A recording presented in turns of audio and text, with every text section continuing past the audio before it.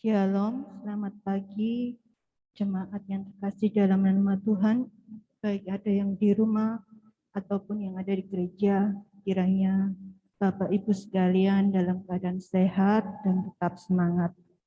Kami akan membacakan warta jemaat untuk 1 minggu ke depan. Untuk ibadah keluarga pada hari Minggu, tanggal 27 Februari, pukul 7.30, dengan tema Bersama Allah Mengatasi Keraguan. Untuk ibadah anak pada hari Minggu, tanggal 27 Februari, akan digabung dengan ibadah keluarga. Untuk persekutuan KPR pada hari Jumat, tanggal 25 Februari, pukul 18.00. Bagi Bapak Ibu yang akan memberikan persembahan, dapat ditransfer melalui rekening gereja, atau jika mengalami kesulitan dapat menghubungi kami pengurus. Gereja juga mengadakan layanan persembahan drive-thru pada setiap hari Minggu mulai pukul 9 pagi sampai 11 siang. Mari kita dukung doa untuk saudara kita yang sedang berulang tahun untuk 1 minggu ke depan. Ada Ibu Denok tanggal 22 Februari, ada saudari Eni tanggal 23 Februari, ada saudari Siwi tanggal 26 Februari. Selamat ulang tahun, kiranya sehat selalu, Tuhan Yesus memberkati.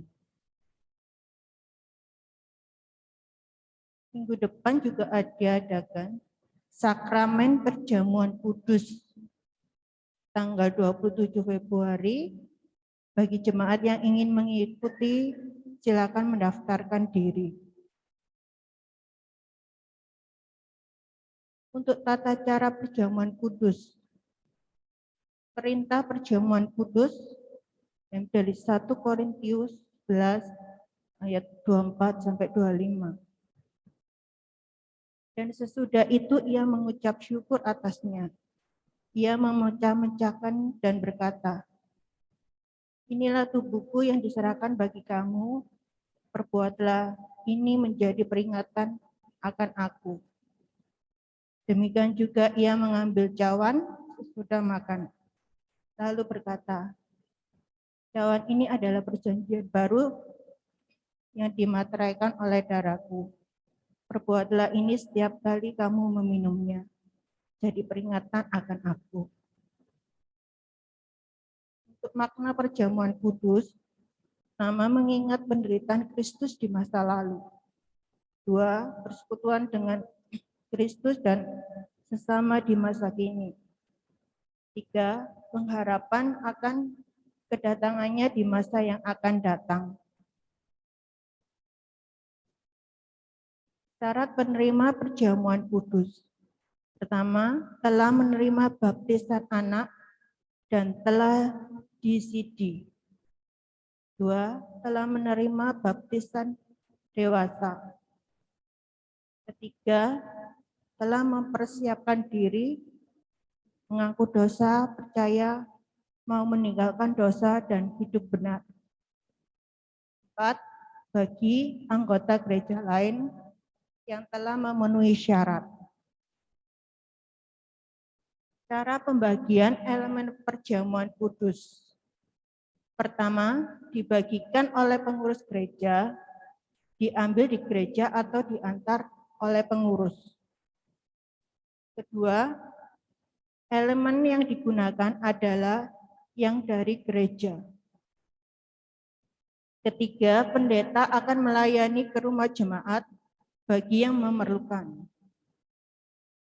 4, jemaat yang akan mengikuti perjamuan kudus mendaftar kepada pengurus paling lambat hari Rabu tanggal 23 Februari. Untuk sakramen baptisan akan dilaksanakan pada hari Minggu tanggal 27 Februari. Untuk peserta baptis anak ada adik Darel, adik Nata, adik Alvin, dan Evano. Untuk baptis dewasa ada saudari Sefriana. Untuk Sidi, saudara Ad. Untuk atestasi masuk ada Ibu Vika, Bapak Selamat, Ibu Yani, dan keluarga. Demikian warta yang bisa kami sampaikan. Selamat berhari Minggu, selamat beribadah. Shalom.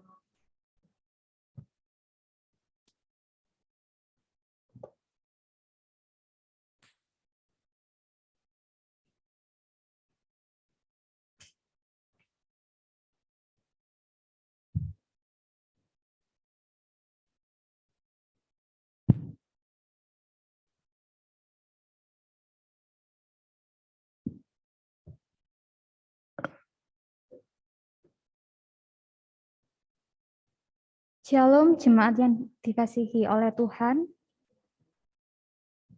Bersyukur pada pagi hari ini kita boleh bersama-sama hadir dalam ibadah minggu, baik secara online maupun secara onsite. Sebelum kita memulai ibadah, saya undang jemaat untuk bangkit berdiri.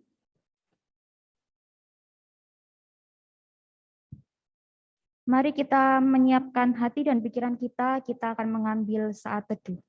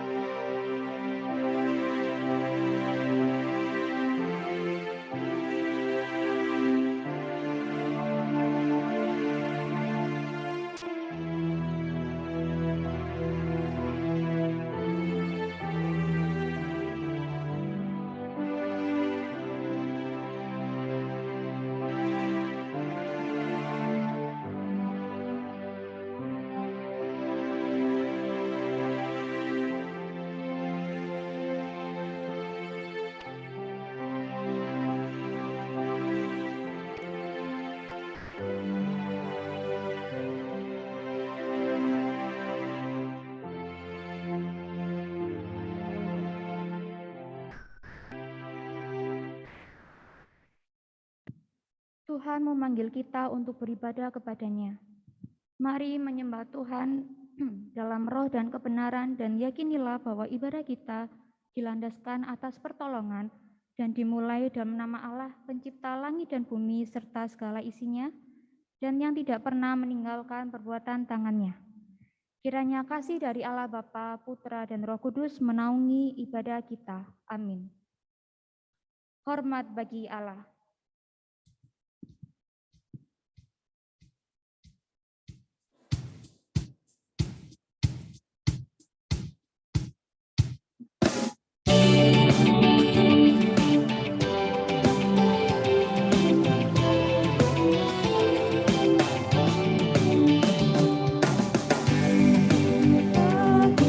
Allah Bapa, hormat bagi Anak.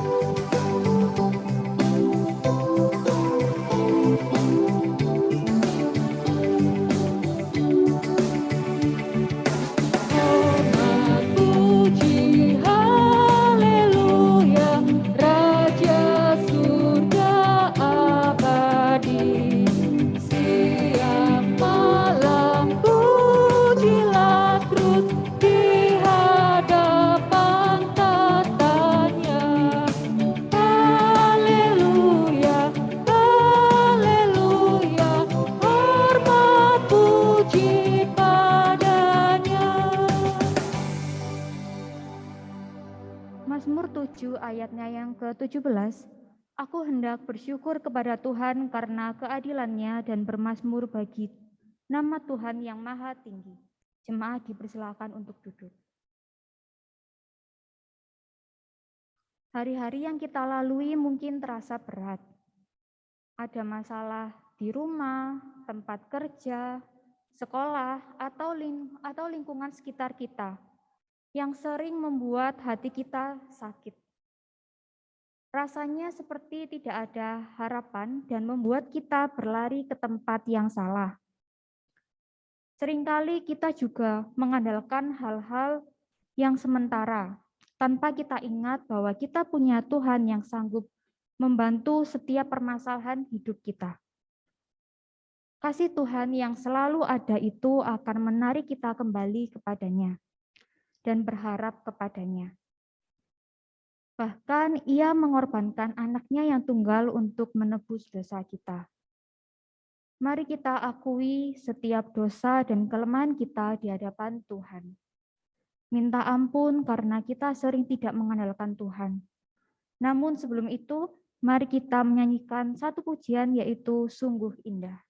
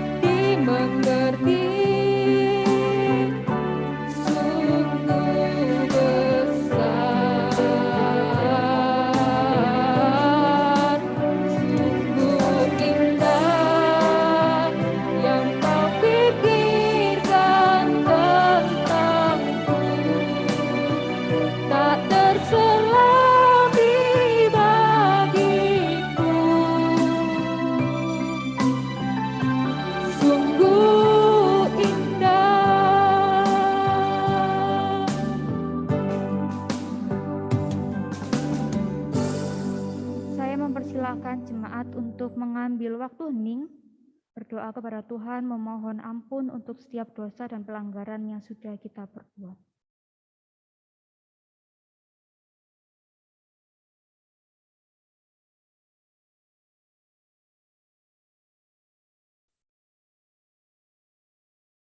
Ya Tuhan, kami anak-anak-Mu yang penuh dosa ini Tuhan datang kepadamu.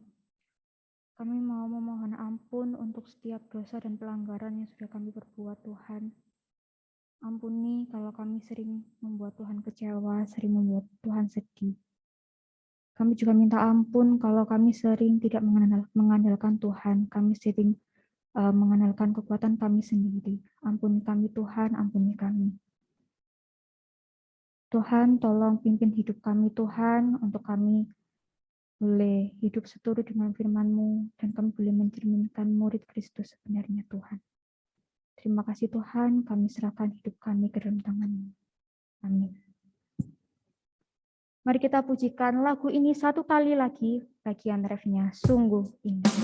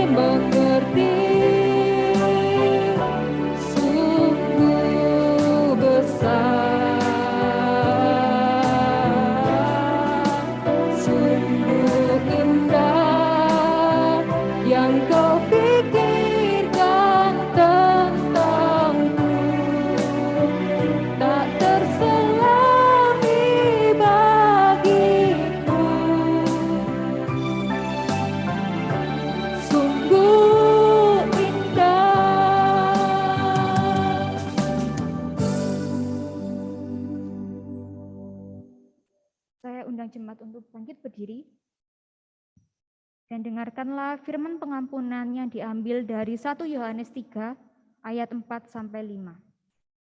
Setiap orang yang berbuat dosa melanggar juga hukum Allah, sebab dosa ialah pelanggaran hukum Allah.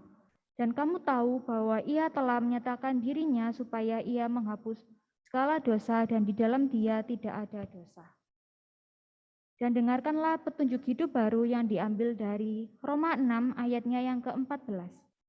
Sebab kamu tidak akan dikuasai lagi oleh dosa, karena kamu tidak berada di bawah hukum Taurat, tetapi di bawah kasih karunia. Bersama dengan gereja dan orang percaya sepanjang abad dan segala zaman, mari kita mengikrarkan pengakuan iman rasuli seturut dengan pengakuan iman rasuli yang berbunyi demikian. Aku percaya kepada Allah, Bapa yang Maha Kuasa, Khalik langit dan bumi, dan kepada Yesus Kristus, Anaknya yang tunggal Tuhan kita, yang dikandung dari Roh Kudus, lahir dari anak darah Maria, yang menderita sengsara, di bawah pemerintahan Pontius Pilatus, disalibkan, mati dan dikuburkan, turun ke dalam kerajaan maut. Pada hari yang ketiga, bangkit pula dari antara orang mati, naik ke surga, duduk di sebelah kanan Allah, Bapa yang Maha Kuasa, dan dari sana Ia akan datang untuk menghakimi orang yang hidup dan yang mati. Aku percaya kepada Roh Kudus, gereja yang kudus dan am, persekutuan orang kudus, pengampunan dosa, kebangkitan tubuh, dan hidup yang kekal. Amin. Masih dengan sikap diri, mari kita bersama-sama membacakan visi misi gereja.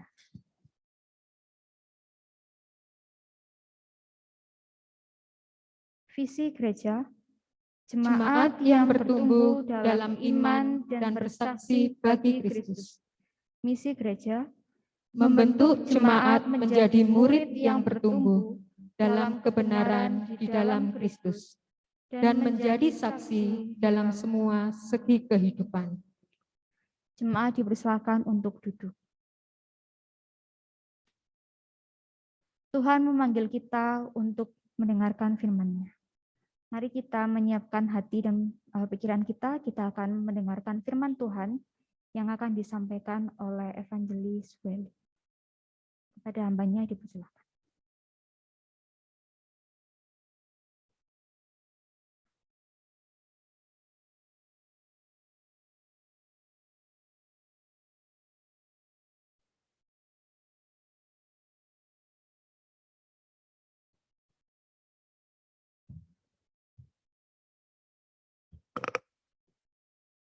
Shalom.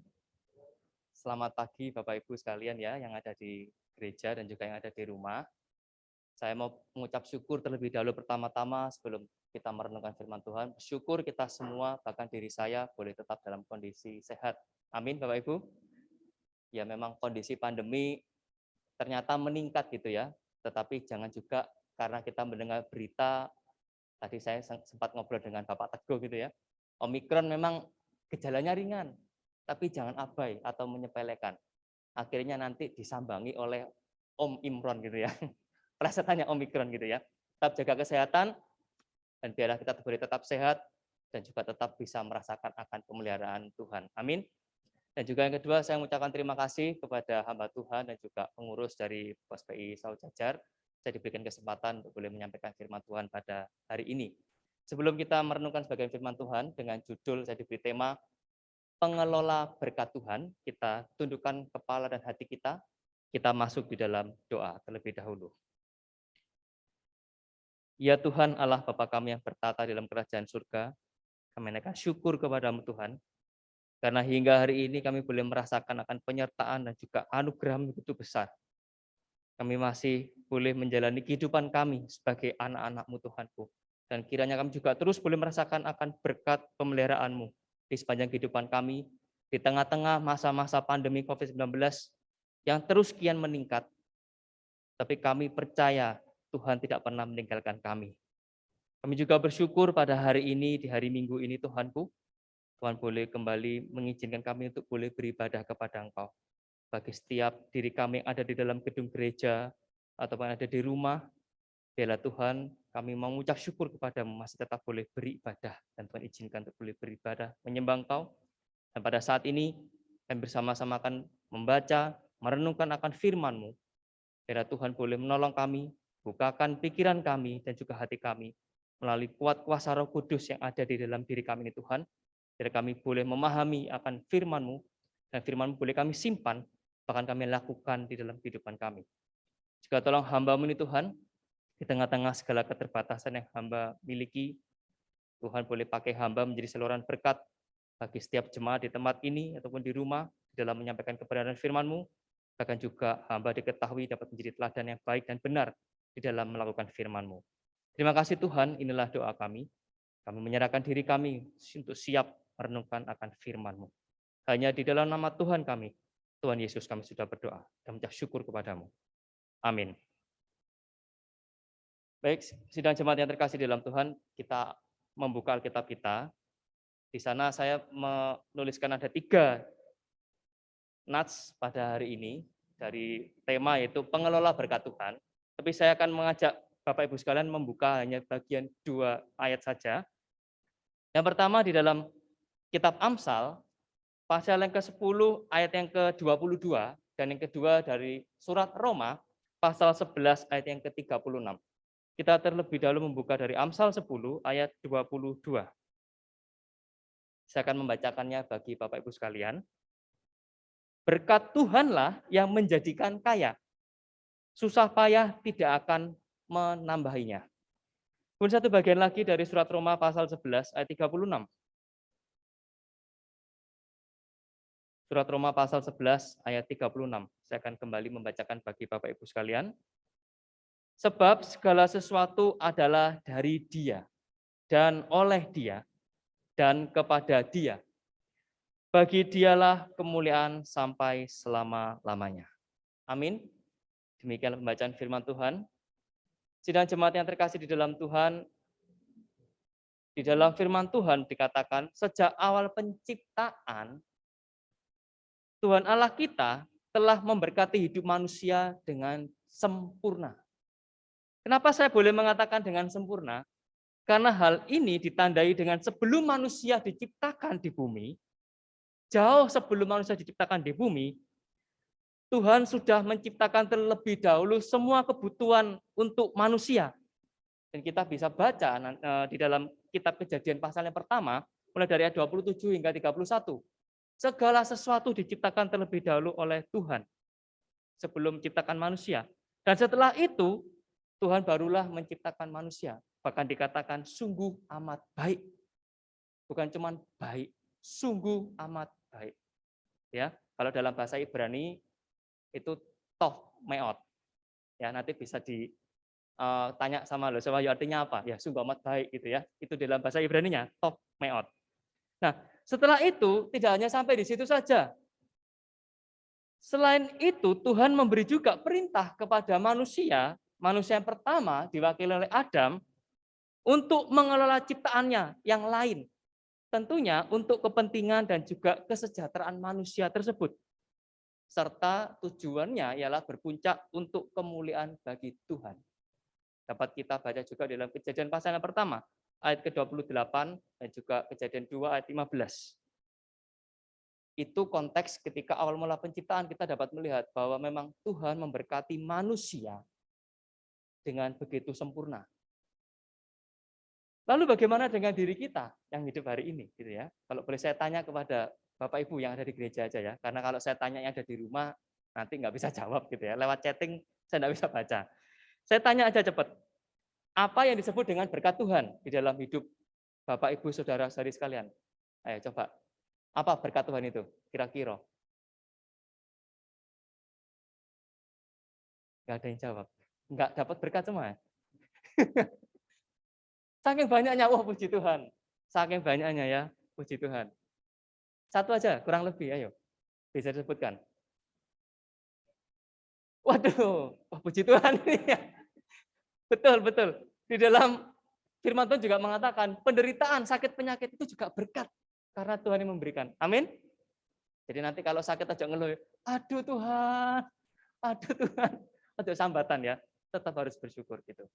Apalagi selain sakit, masa tidak ada yang istilahnya enak ya buat aku ya berkat Tuhan. Masa nggak ada sih?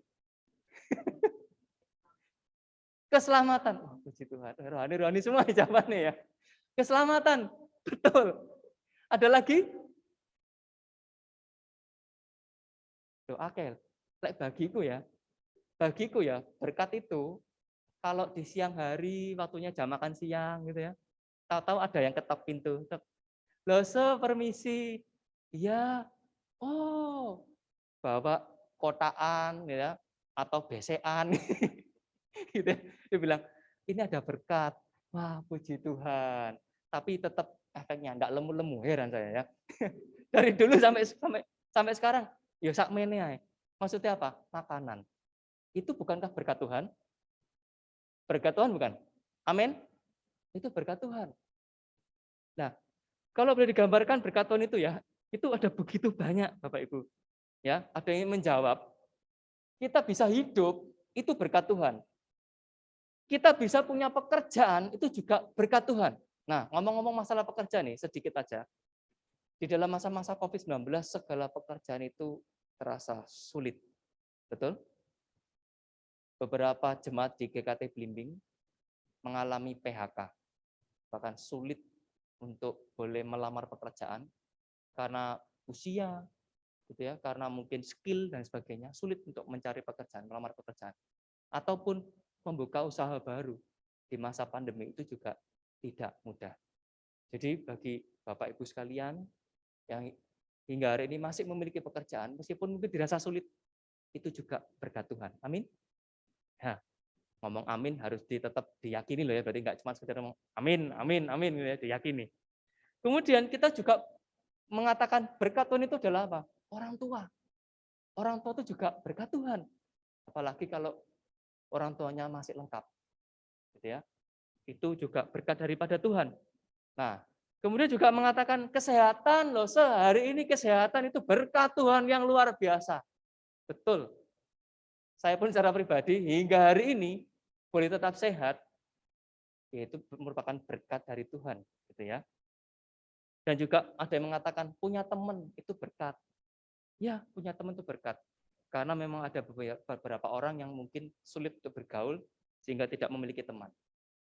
Nah, ada juga mengatakan rezeki. Rezeki itu macam-macam. Ya, bisa harta benda, bisa duit, bisa apapun, bisa mobil, bisa kendaraan dan sebagainya.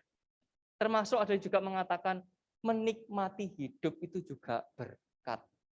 Karena ada orang-orang yang, sorry dalam tanda kutip saya katakan ini serius, orang yang kaya, kelihatannya kaya, melimpah, rumah akeh, kendaraannya akeh, usahanya pabrik, wah di sini ada rumah, ada pabrik, ada mana, punya semuanya. Tapi dia tidak bisa menikmati hidup. Jadi jikalau kita bisa menikmati hidup, itu juga merupakan berkat daripada Tuhan. Dan yang lain-lain, nanti kalau tak jabarno, Kak Mari, nyebutnya satu-satu gitu ya. Nah, bagi Tuhan, kalau boleh saya katakan, itu mudah untuk memberkati kita.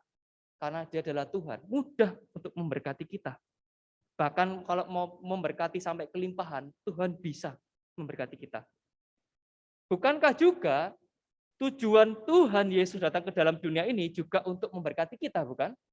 Yaitu sama, seperti dikatakan oleh Ibu tadi, yaitu keselamatan. Memberikan kita berkat yang terbesar, yaitu ialah keselamatan itu sendiri. Berupa kelepasan manusia dari kuasa dan kutukan dosa yang mengakibatkan kita jatuh di dalam hukuman kekal, yaitu maut, mati kekal, alias neraka. Maka kita harus senantiasa mengingat dan meresapi akan berkat Tuhan yang terbesar itu.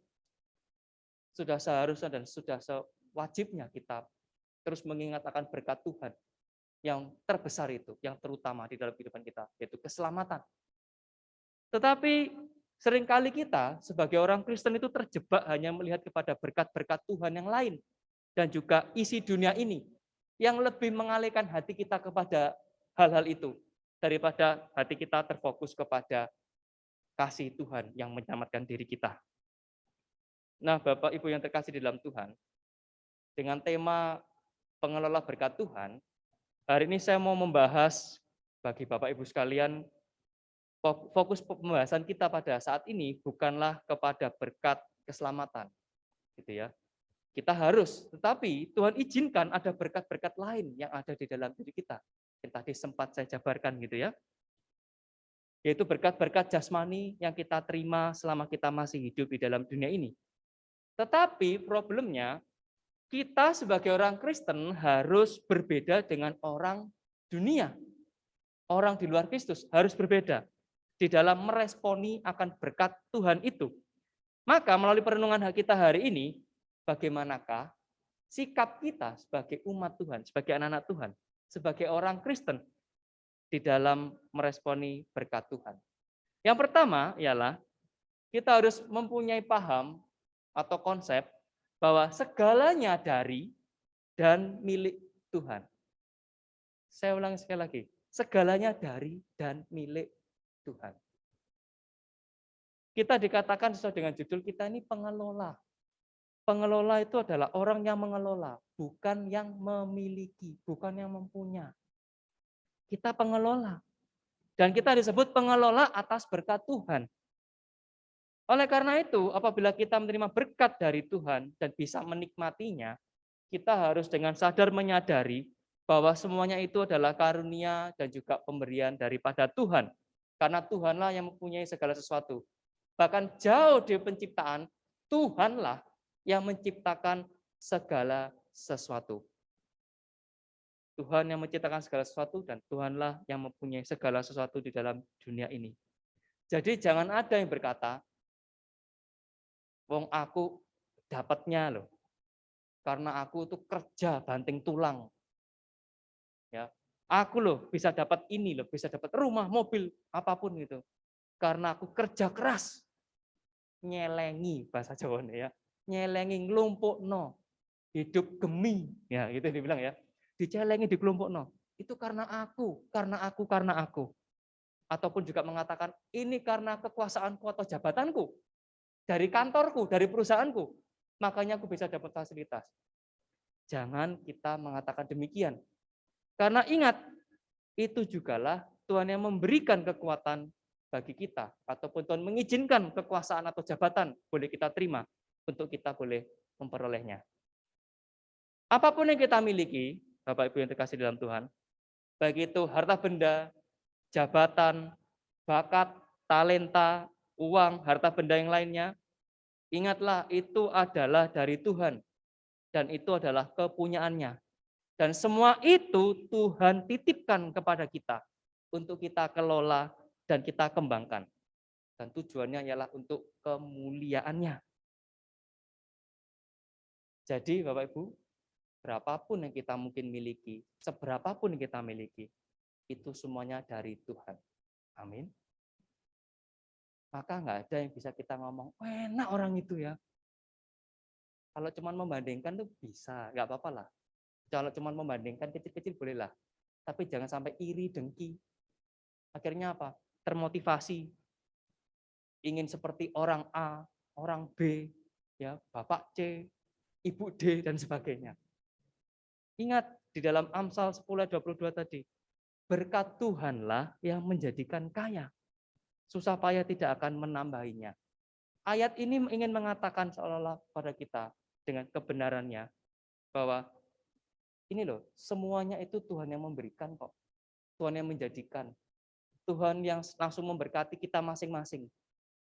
Tuhan yang mempercayakan segala sesuatu berkat di dalam dunia ini, Tuhan yang mempercayakan kepada diri kita. Jadi sudah seharusnya kita meresponinya bukan dengan nyinyiran ataupun terus membanding-bandingkan hidup kita dengan hidup orang lain. Karena gak ono enteke pasti. Ya, malah akan terjadi banyak dosa yang kita lakukan dalam kehidupan kita. Maka sudah seharusnya respon kita ialah mengucap syukur kepadanya. Mensyukuri atas segala sesuatu yang boleh kita terima dari Tuhan. Dan kitalah pengelolanya, ingat. Yang kita miliki itu punya Tuhan. Dititipkan kepada kita untuk kita boleh nikmati. Tetapi refleksinya ialah, begitu kita diberkati oleh Tuhan, apakah hati kita akan tetap melekat kepada Sang Pemberi berkat itu?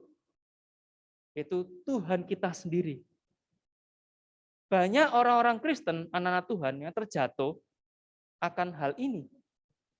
Dan jatuh ke dalam dosa yang serius akhirnya. Mereka lupa kepada Tuhan, Sang Pemberi berkat. Firman Tuhan di dalam Perjanjian Baru, di dalam surat 1 Timotius pasal 6 ayat 10 dengan keras, Rasul Paulus mengingatkan, karena akar segala kejahatan ialah cinta uang. Sebab oleh memburu uanglah beberapa orang telah menyimpang dari iman dan menyiksa dirinya dengan berbagai-bagai duka. Firman Tuhan ini mengatakan bahwa jangan menjadi hamba uang kita dengan mencintai uang. Yang boleh kita lakukan ialah mencintai Tuhan kita dan sesama kita. Janganlah kita menjadi cinta uang, akhirnya kita menjadi hamba uang. Kita diperhamba, diperbudak oleh uang ataupun dengan harta benda. Janganlah kita hidup hanya melulu mencari dan mengejar uang ataupun duit. Belajarlah untuk senantiasa selalu bersyukur. Dan ingat konsep ini di poin yang pertama. Segalanya dari dan milik Tuhan. Kita mau bekerja keras, bahkan mungkin dalam tanda kutip, maaf, berbuat hal-hal dosa yang tidak benar untuk mendapatkan harta itu. Tapi nanti kalau Tuhan katakan, dah tak ambil, juga akan hilang ataupun sirna. Jadi segala sesuatu itu titipan dari Tuhan dan milik Tuhan. Kapanpun Tuhan mau ambil, Tuhan minta, akan terjadi kapan saja. Jadi syukurilah, belajarlah untuk selalu bersyukur, dan juga tidak menjadi hamba uang. Artinya kita tidak mengandalkan harta benda sebagai sumber kebahagiaan. Karena kebahagiaan kita sejati ada di dalam Sang Pemberi berkat itu, yaitu Tuhan kita. Amin. Yang kedua, bagaimana respon kita sebagai orang Kristen ialah kelola dengan hikmat. Atas berkat Tuhan itu kelola dengan hikmat. Karena manusia telah jatuh di dalam dosa, maka semua berkat yang diberikan Tuhan menjadi berubah di dalam diri kita, di dalam tangan kita.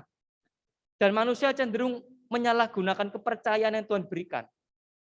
Berkat yang Tuhan percayakan kepada manusia seringkali diperlakukan ataupun dikelola secara tidak benar dan juga tidak bertanggung jawab. Mungkin di antara kita suka berdoa meminta berkat, gitu ya. Wah, malah bahkan mungkin kalau malam wajib berdoa meminta berkat. Tuhan berkati usahaku gitu ya. Tuhan berkati ya dan bla bla bla minta berkat dan sebagainya gitu ya. Sayangnya banyak anak-anak Tuhan ketika diberkati mereka tidak tahu bagaimana cara mengelolanya. Kebanyakan mereka akhirnya salah karena mempunyai hati yang tamak. Akhirnya apa? Ditimbun, ditimbun, ditimbun, ditimbun, dan tanpa sadar mereka hatinya menjadi tamak. Dan hati tamak ini akhirnya berubah menjadi jerat. Berkat Tuhan malah berubah menjadi jerat yang mengubahkan keseluruhan hidup mereka. Akhirnya tamak. Maka sekali lagi saya katakan jangan sampai kita terikat terhadap berkat Tuhan tersebut. Tapi juga bukan artinya, wes jangan nyimpen harta lah gitu. Ojo nyimpen harta. Jadi lek punya harta langsung disebar. Lek punya harta langsung dikasih no. Enggak. Firman Tuhan mengatakan demikian. Boleh. Nyimpen boleh. Ya, hari ini ada begitu banyak investasi, invest oh boleh. Tapi jangan menjadi tamak dan juga jangan sebaliknya. Akhirnya apa? Tidak menyimpan harta, akhirnya hidupnya biar. Alias foya-foya, hidup boros. Kalau ditanya kenapa kok hidupmu boros, kok royal banget? Ya. Iya, kata firman Tuhan, aku supaya tidak terjebak kepada cinta uang. Wah, lek ada sing jemaat gitu tak cedeki ya. Oh enggak, amit-amit, jangan ya, amit-amit, enggak boleh. Nanti malah saya yang jadi cinta uang, gitu ya, amit-amit. Enggak, jangan juga mengatakan demikian. Boleh rohani gitu, tapi juga jangan sampai yang begitu nemen gitu ya. Maksudnya gini, kelolalah dengan hikmat, dengan sungguh-sungguh. Buatlah anggaran. Ya. Buatlah anggaran sesuai prioritas. Utamakan kebutuhan yang terlebih dahulu daripada apa yang diinginkan. Jangan kebalik. Baru terima gaji, oh aku pengen A, pengen B, pengen C. Dan sebagainya. Akhirnya apa? Lupa, lenok cicilan. Cicilan oma, cicilan motor, SPP-ne anak, gorong gawe belanjane bojo nek bagi bapak-bapak ya, yang terima gaji gorong belanjani bojone ya dan sebagainya. Nek lali belanjani bojone ya isu awan bengi mangane mie tempe ngono ya. Ya ngono lah. Pokoknya buat anggaran sesuai prioritas. Ya, bukan sekedar menuruti keinginan. Dengan demikian kita tidak akan jadi hidup gaya kita akhirnya menjadi konsumtif ataupun hedonis. Ya, yang hidup sembarangan, hidup foya-foya. Memang tadi saya katakan boleh menikmati hidup, boleh menikmati hidup. Tapi yang tidak boleh ialah hidup sembarangan, hidup hedonisme, berfoya-foya. Sesekali boleh berpesta, merayakan sesuatu boleh, itu merayakan itu sebagai ucapan syukur tapinya. Bukan menikmati hidup foya-foya, akhirnya melakukan perbuatan yang tidak benar. Ya. Nah, dan juga jangan lupa di atas segala prioritas itu ialah jangan lupa untuk taat persepuluhan dan juga persembahan, Bapak Ibu. Itu harus ditaruh di paling urutan yang pertama. Malah prioritas yang paling utama itu. Memberikan persepuluhan dan persembahan itu juga merupakan wujud dari iman kita. Kenapa kok wujud dari iman? Karena kalau kita memberikan persepuluhan dan persembahan, kita harus punya konsep juga bahwa kita tidak akan berkekurangan kok ketika kita memberikan persepuluhan, taat persepuluhan dan juga memberikan persembahan. Kita nggak akan kekurangan kok. Ingat Tuhan senantiasa memelihara hidup kita, mencukupkan hidup kita dari hari demi hari. Dia tidak akan pernah meninggalkan diri kita. Itu janji Tuhan dari firman-Nya. Jadi jangan kita akhirnya medit sama Tuhan. Lek dibalik kok ngeresulo. Benar toh? Kita medit sama Tuhan, padahal Tuhan kasih berkat kepada kita begitu luar biasa. Terus kita medit, aduh Tuhan eman nih. Oleh Tuhan ngomong, aku yo eman nih ngasih kamu. Repot kita nanti ya. Tapi kita percaya Tuhan tidak seperti itu. Tuhan senantiasa memelihara kehidupan kita. Maka konsep kita ialah tetap harus taat, memberikan persepuluhan, persembahan, berapapun yang kita terima. Tuhan tidak melihat nominal atau jumlah, tapi Tuhan melihat akan kedalaman hidup dan hati kita. Maukah kita memberikannya dengan tulus, diberikan kembali kepada Tuhan. Tapi ingat, saya wanti-wanti dulu, Jangan juga jadikan ini sebagai pancingan. Atau tanda kutip, ada gereja-gereja lain yang mengatakan ini investasi iman. Hari ini dunia luar itu banyak begitu menawarkan investasi-investasi. Gereja-gereja, tak bilang ya, juga ada yang mengatakan gembar-gembor investasi iman. Wow, keren ya kayak ya. Kalau kamu memberikan persembahan, misalkan, saya sebut nominal aja ya, 100.000, Tuhan akan kembalikan kepada kamu ratus-ratus kali lipat. Awas, jangan kita punya konsep seperti itu. Ingat, berkat Tuhan bukan hanya masalah duit dan harta benda. Kehidupan kita, kesehatan kita, keluarga kita, termasuk keselamatan itu adalah berkat yang terbesar. Amin. Jangan jadikan pancingan-pancingan. Karena kalau enggak terrealisasikan, kita nanti akan kecewa sendiri kepada Tuhan. Karena Tuhan tidak pernah mengatakan demikian. Kalau kamu kasih ke aku, tak berkali-kalikan lipat. Ya. Oke. Yang ketiga dan terakhir, bagaimana respon kita akan berkat Tuhan, yaitu ialah kita mau berbagi dengan sesama kita. Dengan mengingat bahwa semua berkat yang ada pada kita bukanlah milik kita sendiri, maka akan begitu indah jika kita menggunakannya sesuai dengan apa yang Tuhan mau. Yang Tuhan mau di dalam memberkati kita ialah kita diberkati untuk menjadi berkat bagi sesama kita. Sama seperti Abraham yang diberkati oleh Tuhan untuk menjadi berkat bagi bangsa-bangsa lain. Dan hal ini dicatat di dalam Kejadian pasal 12 ayat yang kedua, gitu ya. Saya akan bacakan.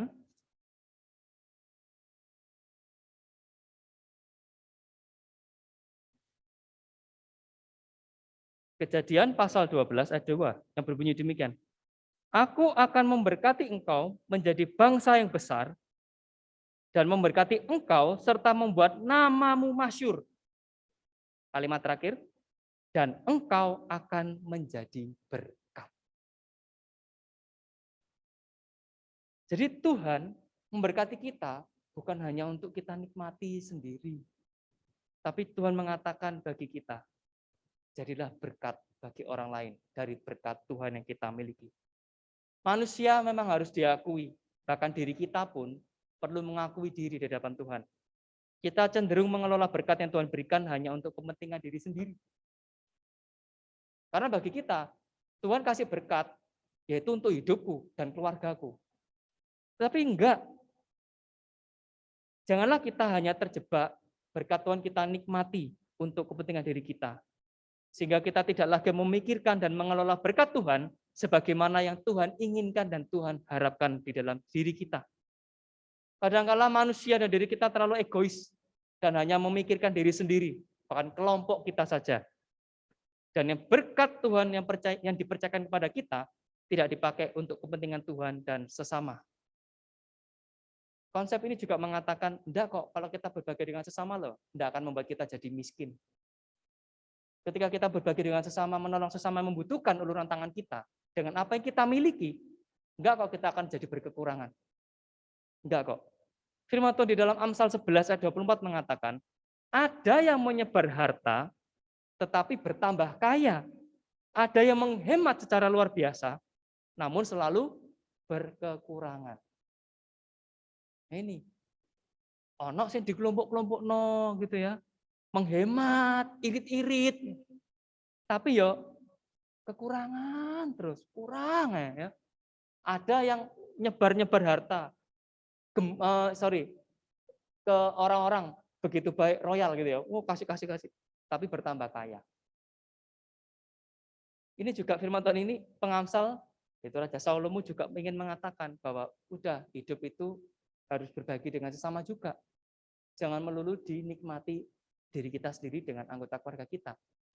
Tapi juga ayat ini jangan dijadikan senjata untuk jadi pancingan, saya katakan sekali lagi. Jangan dijadikan pancingan. Dengan konsep, kalau aku berbagi dengan sesama, Tuhan akan berkati aku lebih banyak lagi dan lebih banyak lagi. Jangan jadikan konsep seperti itu. Tuhan mau memberkati kita berapa banyak, itu urusan Tuhan dan itu haknya Tuhan. Intinya adalah kita harus nikmati, syukuri, dan kelola dengan baik, dan berbagi dengan sesama kita. Ingat, senantiasa ingatlah bahwa Tuhan memberkati umat-Nya termasuk diri kita, bukan hanya agar kita nikmati berkat itu untuk diri kita sendiri dengan anggota keluarga kita, tapi juga kita dapat salurkan kepada sesama. Terlebih lagi dalam lingkup yang kecil, di dalam sesama anggota jemaat gereja. Konteks hari ini, di tempat ini, yaitu sesama teman-teman gereja dari GKT PPI Saung Jajar. Jika tahu, jangan tutup mata, bahkan tutup telinga, dan juga tutup hati. Bantu, tolong.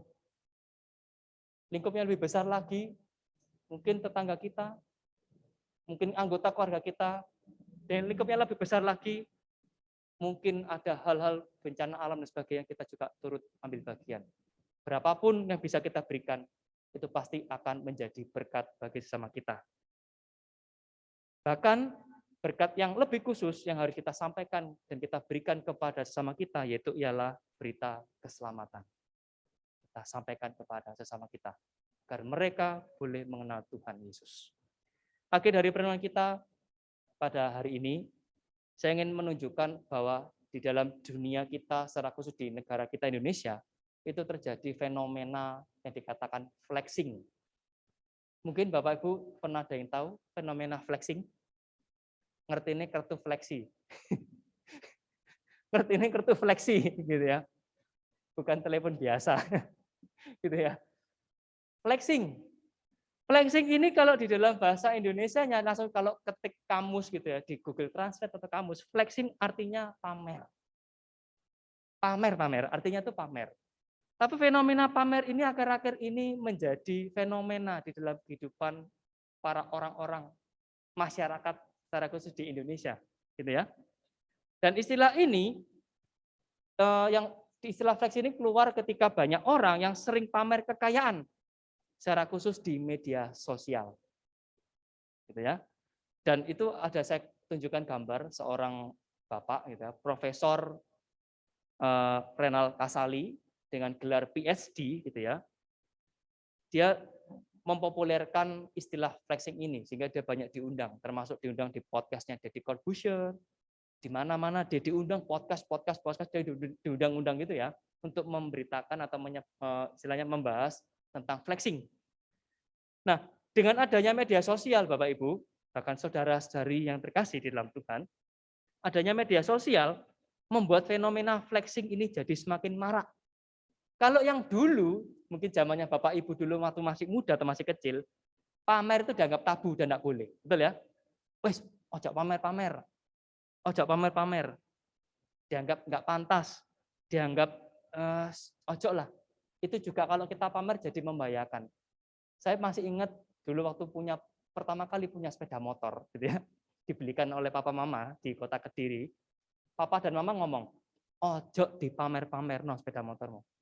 Karena apa? Takut nanti dimaling sama koncomu. Betul ya Bapak Ibu ya? Kita nih kalau pamer takutnya apa? Malah dicuri. Sehingga apa? Didelik-delik no. Bisa punya segala satu tuh didelik-delik no. Lah, berbeda dengan fenomena flexing pada zaman now. Lek iso ditutuh-tutuh no, ditunjuk-tunjuk no. Apalagi media sosial, bodoh HP, cekrek. Aku baru beli ini loh. Harganya berapa? Segini. Wow, murah banget. Ada seorang influencer yang memang sekarang kena kasus beli mobil miliaran, harganya segini. Wow, murah banget. Ada yang ngerespon, oh ngawurmu itu murah banget. Besak mono seumur hidupku nggak akan bisa ngumpulin gitu ya. Beli mobil MM-an, mobil supercar gitu ya. Nah, maksudnya begini Bapak Ibu. Banyak hal yang dipamerkan oleh golongan-golongan ya yang memakai Instagram dan memang banyaknya anak muda. Meskipun tidak banyak juga orang-orang yang tua. Bapak-bapak, ibu-ibu itu juga ada ya. Yang memamerkan uang yang ditumpuk-tumpuk di media sosial gitu ya, ditumpuk-tumpuk terus jempol gitu. Langsung di komen, "Wih, duitmu iku ya. Wih, pakai duitmu ya. Bagi dong sak gepok." gitu ya. Dan sebagainya. Pamer duit, pamer kendaraan pribadi, ya. Di samping mobil gini, pakai kacamata hitam. Habis foto gini, "Pak, permisi, saya mau pergi, ternyata mau beli wong gitu ya. Nah, banyak yang pamer-pamer hak aset pribadi, bahkan liburan, pergi kemana, ke luar negeri, ke Dubai pun, ya ke Amerika, ke Cina, ke Australia, kemanapun lah ya, pergi-pergi ke sana, foto-foto dan sebagainya. Bahkan yang di kalangan artis juga ada fenomena flexing, menunjukkan saldo ATM yang bermiliar-miliaran. Itu juga ditunjukkan oleh artis-artis gitu ya. Makanya banyak yang tergoda fenomena flexing. Bahkan anak-anak muda, wah kisah sukses, wah kisah sukses, wah sukses. Jadi sering pamer. Dan fenomena flexing ini mengacu anak-anak muda juga akhirnya untuk apa? Hidup dengan foya-foya. Terpacu apa lagi? Hidup mengejar barang-barang yang mewah. Bahkan akhir-akhir ini ditemukan barang mewah itu tidak usah dibeli, tapi bisa disewa. Wong mobil bisa disewa, benar toh? Coba nih misalkan ya, tadi saya datang ke gereja ini, ke Sawah Jajar, bawa Alphard. Kaget apa enggak kira-kira? Ya pasti kaget, tapi yang pasti itu bukan punya aku. Tapi seolah-olah punya aku toh. Misalkan. Karena beberapa jemaat saya ada yang punya Alphard. Aku tinggal, ya bukannya mau sombong, maksudnya tinggal ya gini, permisi, pinjem boleh enggak? Pinjem boleh enggak? Buat apa? Oh, buat pelayanan firman. Oh, pelayanan firman ya? Iya, biar kelihatan wibawanya. Wih, bawa Alphard. Jadi datang ke gereja, parkir, klakson, tin, dosa Wahyu keluar. Dosa Weli, gitu ya. Nah, buat apa tapi gitu ya? Kan enggak ada yang tahu toh, kalau itu punya aku atau bukan. Pokoknya kan hari ini tahunya apa? Wih, bawa ini, wih, bawa itu, wih, punya ini, wih, punya itu. Tiba-tiba sewo atau nyilih. Gitu ya. Termasuk zaman now HP dengan logo apel kroak ya, itu bisa disewa untuk demi pamer. Bisa disewa. Akhirnya apa? Orang terpacu. Gaya hidupnya jadi hedonisme, foya-foya dan sebagainya. Gitu ya. Itu semua dilakukan supaya apa sih? Supaya bisa banyak teman, banyak komunitas dan mempunyai pride yang tinggi. Supaya dihargai oleh orang, supaya terlihat kaya. Sehingga muncul akhirnya sultan-sultan, crazy rich yang bukan sebenarnya, alias abal-abal ataupun kaleng-kaleng gitu ya. Muncul. Karena sesuai dengan firman Tuhan di dalam Amsal 13 ayat 7 dikatakan, ada orang yang berlagak kaya tetapi tidak mempunyai apa-apa. Ada pula yang berpura-pura miskin tetapi hartanya banyak. Betul enggak firman Tuhan ini? Betul loh, saya enggak ada apa-apa hari ini loh. Saya enggak punya apa-apa, lagake wah sugih. Padahal sewaan atau nyilih. Gitu ya. Tapi banyak yang punya pura-pura, wah kita ini enggak punya apa-apa ini. Ternyata orang kaya. Nah, sesuai dengan firman Tuhan. Dan juga Amsal 19 ayat 4 juga dikatakan, kekayaan menambah banyak sahabat. Tetapi orang miskin ditinggalkan sahabatnya. Betul enggak? Betul? Memang realita kehidupan kita gini. Firman Tuhan ini benar, firman Tuhan ini benar. Kalau kita terlihat kaya, banyak teman kita, banyak sahabat kita. Malah orang yang cuma tahu nama kita aja mungkin ngaku-ngaku itu teman kita kok. Baru tahu, oh aku tahu namanya, misalkan pakai nama saya, oh aku tahu tuh Weli itu, koncoku itu. Padahal aku nggak kenal. Banyak yang ngaku-ngaku. Kalau kita dalam kondisi jaya, sukses, dan kaya. Tapi kalau miskin, kekurangan, jatuh, pasti akan ditinggalkan oleh teman dan sahabat kita. Dan fenomena flexing ini saya katakan dengan tegas, sangat bertentangan dengan ajaran Kristen yang mengajak seseorang untuk pamer, hidup hedonisme, pemborosan, foya-foya, serta mengutamakan kepentingan diri sendiri dan tidak menghiraukan ataupun peduli kepada orang lain yang membutuhkan pertolongan kita. Jadi kita sebagai anak Tuhan, jangan sampai terjebak dengan fenomena flexing ini. Dan fenomena flexing ini nggak usah pamer-pamer. Kadang ini loh, cukup dengan update status, itu kadang kita juga dalam tanda kutip pamer. Kita jalan-jalan ke mall, makan ini, makan itu, cekrek, upload status, enak makanan sini ya. Lagi kemana lagi, cekrek, update status, bu Instagram, bu WA. itu bisa kita terjebak di dalam namanya flexing. Dan hati-hati. Akhir daripada perenungan hari ini, 3 respon itulah yang seharusnya kita miliki di dalam hidup kita sebagai umat Tuhan dan juga pengelola berkat Tuhan. Dan itu semua ditujukan untuk kemuliaan Tuhan juga. Sesuai dengan Roma 11 ayat 36. Sebab segala sesuatu adalah dari Dia, dan oleh Dia, kepada Dia. Bagi Dialah kemuliaan sampai selama-lamanya. Dan biarlah dari segala sesuatu yang kita miliki, itu semua punya Tuhan, dan harus dikembalikan kepada Tuhan untuk kemuliaan namanya. Amin.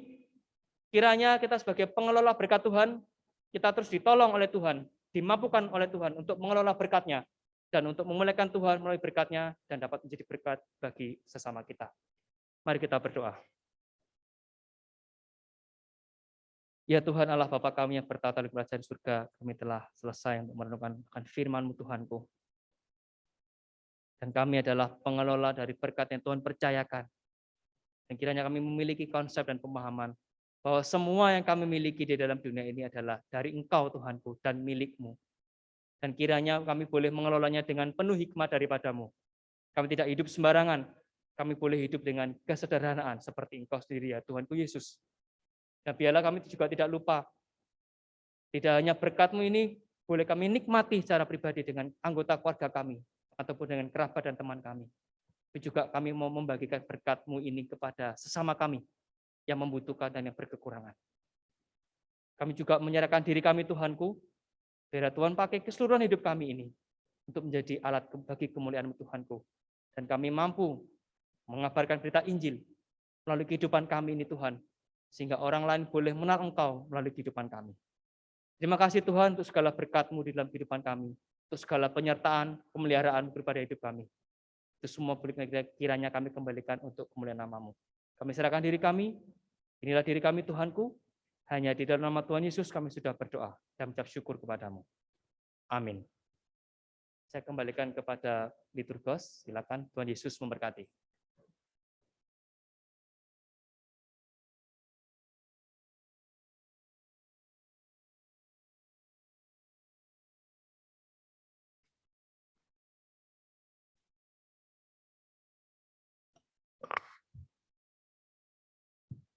Baik, terima kasih untuk Lese Welly yang sudah menyampaikan firman Tuhan pada pagi hari ini. Tuhan memanggil kita untuk mempersembahkan tubuh kita sebagai persembahan yang hidup. Mari kita meresponi firman Tuhan pada pagi hari ini dengan memberikan persembahan sambil kita menyanyikan satu lagu, hendaklah masing-masing memberi.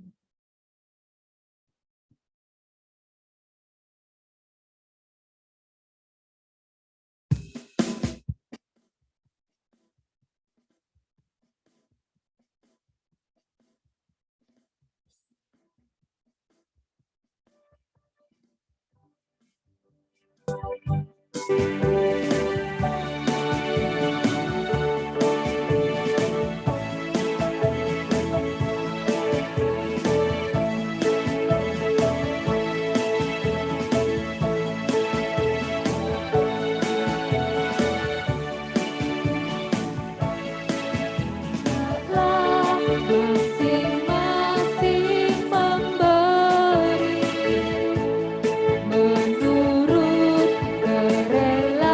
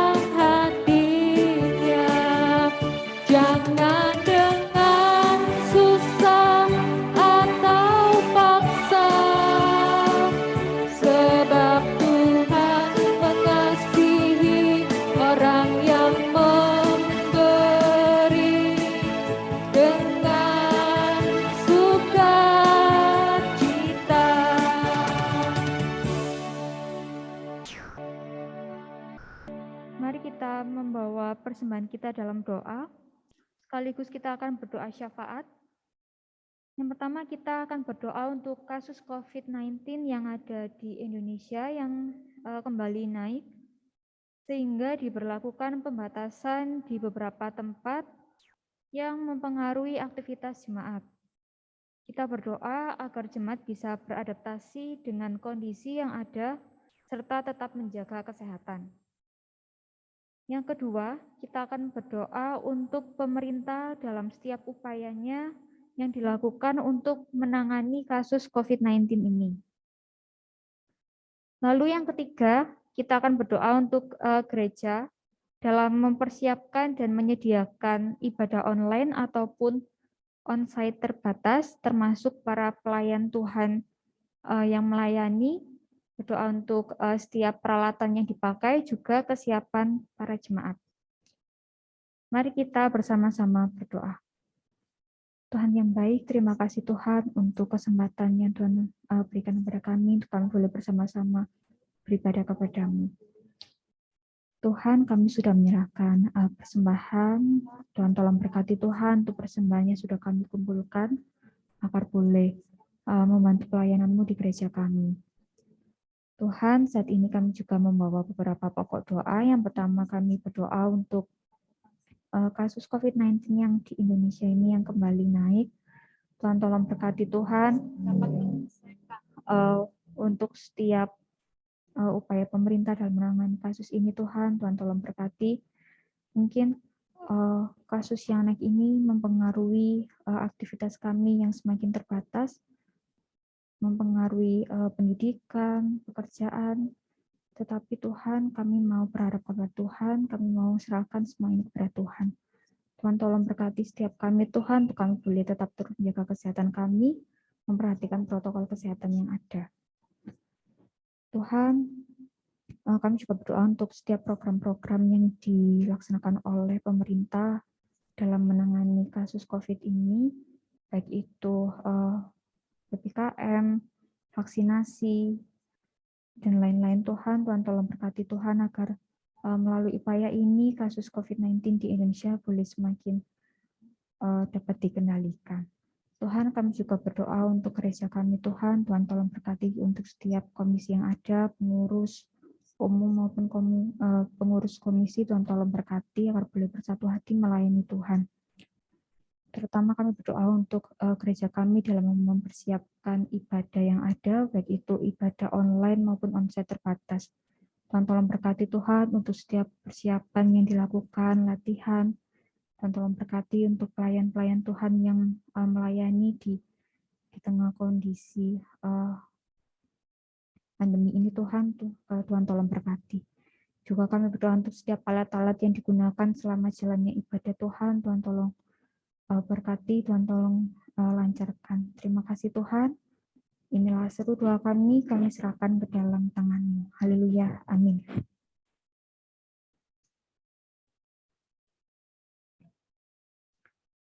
Tuhan memanggil kita kembali ke dunia dan menjadi terang. Mari kita kembalikan segala kemuliaan hanya bagi Tuhan. Saya undang jemaat untuk bangkit berdiri. Mari kita pujikan doksologi. Lalu untuk doa berkat oleh Evangelis Wahyu, kemudian diakhiri oleh Amin Song.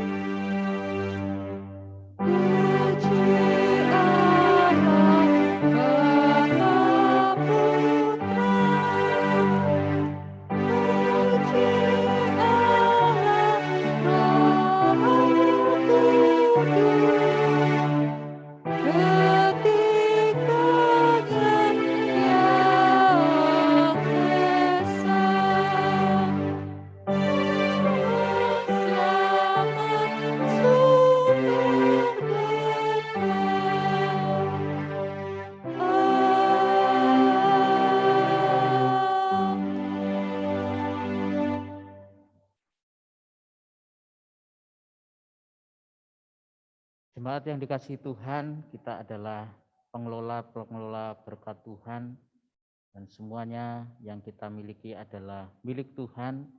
Karena itu jadilah pengelola yang berhikmat. Terimalah berkat Tuhan. Tuhan memberkati engkau dan melindungi engkau. Tuhan menyinari engkau dengan wajah-Nya dan memberi engkau kasih karunia. Tuhan menghadapkan wajah-Nya kepadamu dan memberi engkau damai sejahtera untuk menjadi pengelola berkat Tuhan, milik Tuhan dengan hikmat-Nya. Amin. Amin.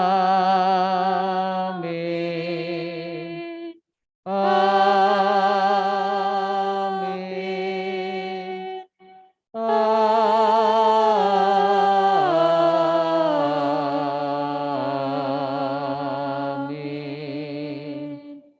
Amin.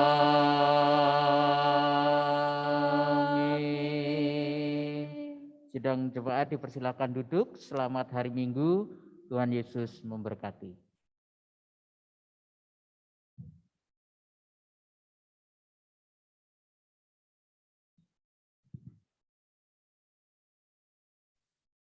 Mohon izin live selamat hari Minggu, Tuhan berkati. Minggu, Tuhan Yesus memberkati Bapak, Ibu, Saudara yang ada di ruang Zoom.